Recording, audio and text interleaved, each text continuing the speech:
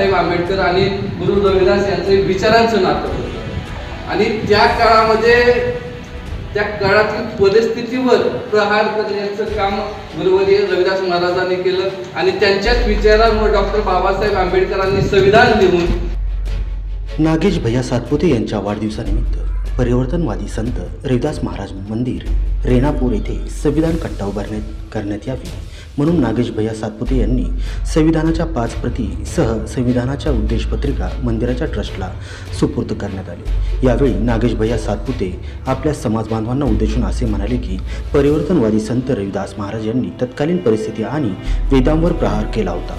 Doctor Babasaheb Ambedkar आणि परिवर्तनवादी संत रविदास महाराज यांचे विचारांचे नाते होते।